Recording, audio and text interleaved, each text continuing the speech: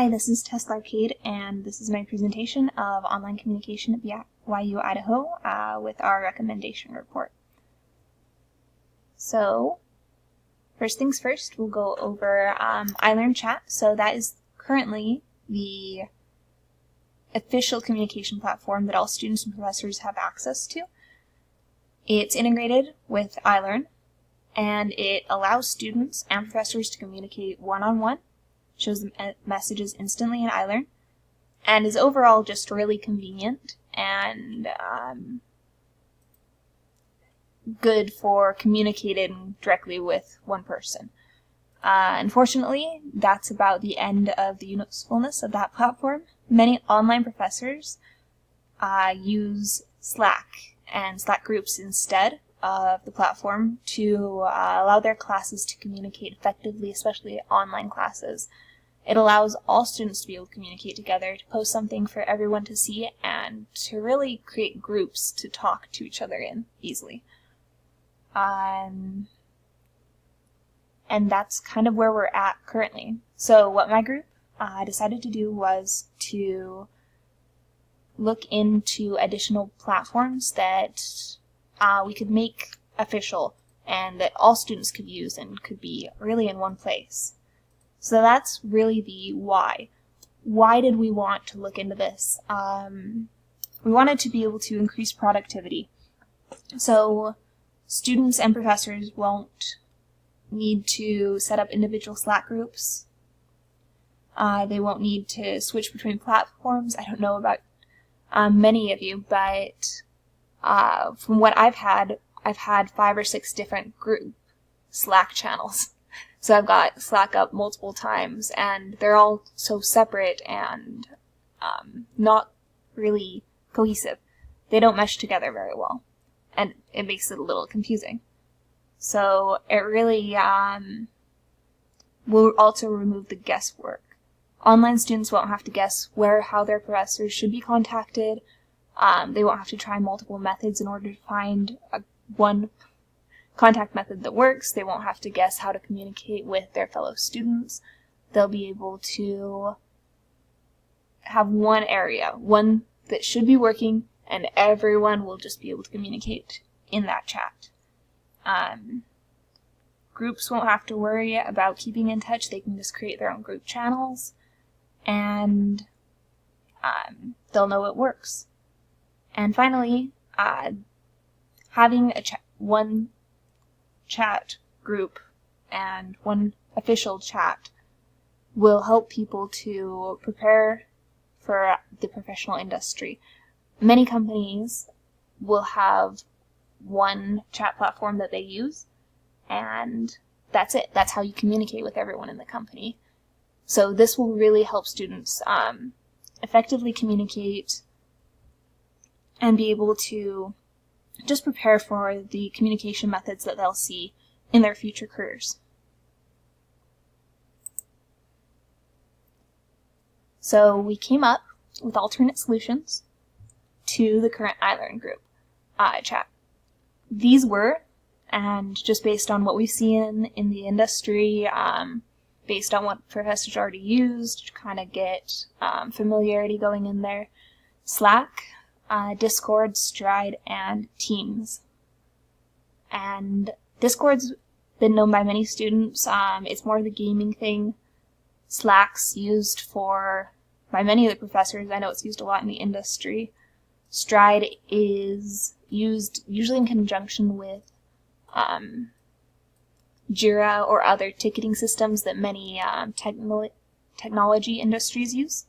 And then Microsoft Teams is a little new to the scene, but many enterprise level companies will be using it because it comes with their email package already, and it's pretty much just simple, easy, cheap, and it works well for them. So those are kind of the solutions that we came up with based on that. So the recommendation report that was compiled focused around these 4 alternatives that really we figured could be implemented at BYU Idaho fairly easily. And we also found that each of these would have a chance of becoming an official communication communication platform. They would have the criteria and everything necessary to be able to help students and to be worth the time to implement.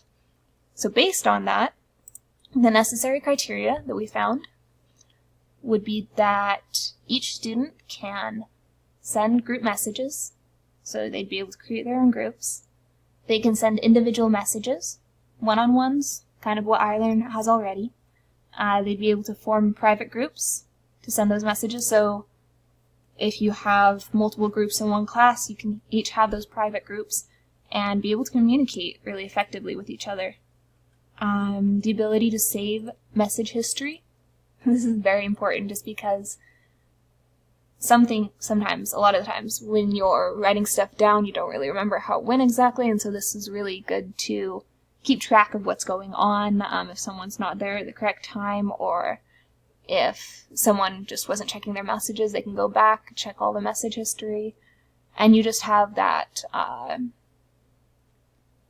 the history, really, that you need to go through. The ability to search through previous messages, also really nice, because if you can't search it, it's really hard to find it. And then the ability to search for people. So your professor assigns you to a group, tells you the names of the people. You can automatically go in there and find each of those people, add them to a group, send a message, done. So those are some of the necessary criteria. This is actually continued, so there's 4 more. We have the ability to tag people in a team in chats or groups. So you can say, hey, I need to talk to you. Here it is. Here's the information. High uptime SLA, this is a service level agreement. So this means that the chat platform that you're using is functional most of the time. Very necessary just because if it's down, it's not helping you, creates panic, stresses people out. We don't want that. And then the ability to have groups of a certain number. I think we ended up with 50 plus.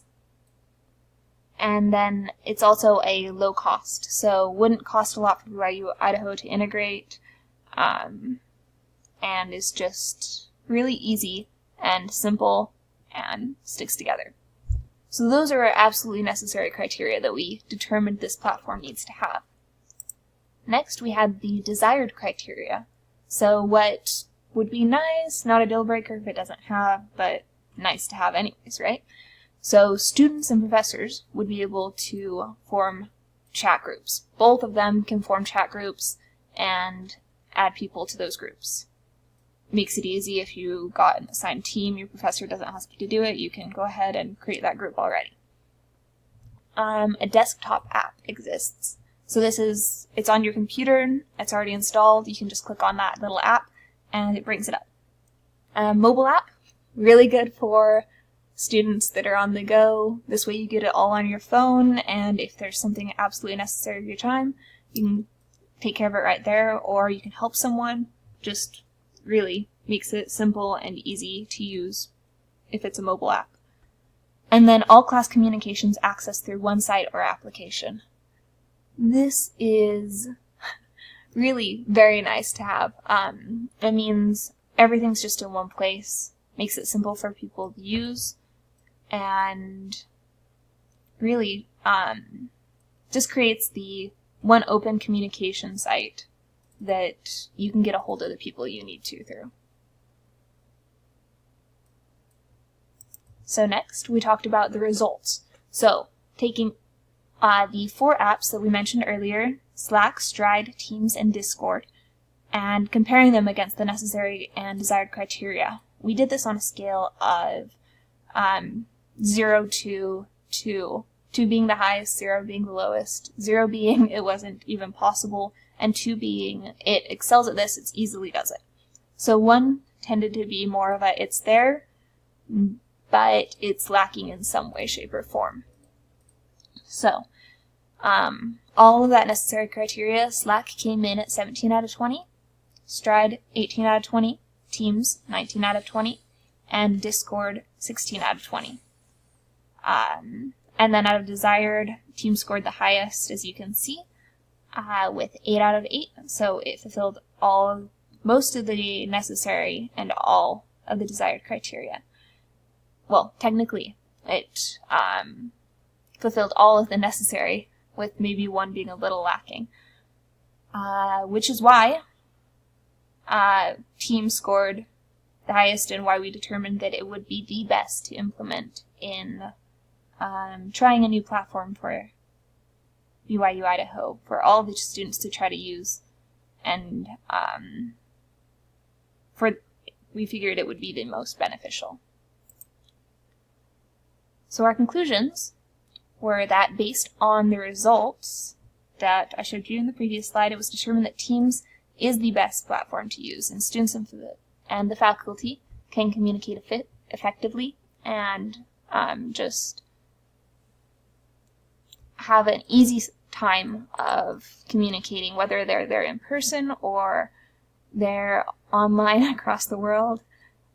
This would be the easiest one for everyone to use. We determined it would have a simple implementation. It's really already integrated into the system due to the fact that BYU Idaho uses Office 365 as an email server.